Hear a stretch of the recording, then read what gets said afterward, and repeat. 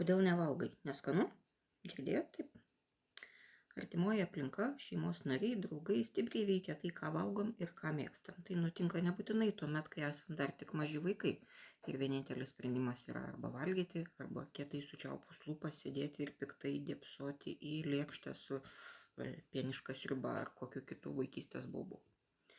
Suaugę žmonės taip pat veikia vienas kito maisto pasirinkimus. Jei šeima valgo kartu, o ypač jei dar ir turi mažų vaikų, dažniausiai jie valgo panašiai.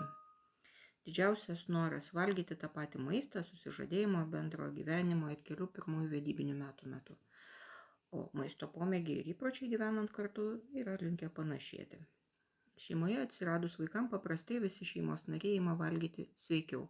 Atsiranda daugiau vaisių, daržovių, jei šeima valgo draugiškai, maloniai ir įdomiai kalbasi, jie paprastai geriau vertina ir savo maisto kokybę. Jei barasi, tai maisto kokybę vertina blogai.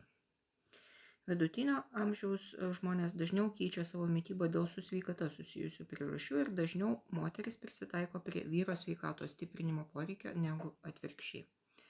Gali būti, kad taip įvyksta todėl, kad moteris pačios dažniau perka ir gamina maistą, todėl priima daugiau su maistu susijusių sprendimų.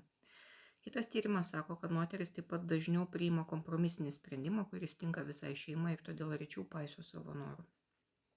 Beje, vis labiau įsigalint lygioms vyrų ir moterų teisėms, daugelėje visuomeninio gyvenimo sričių, maisto ruošime ir kitose su maistu susijusiuose sprendimuose lyčių lygybė, taip vadinkim, dar neužgimė.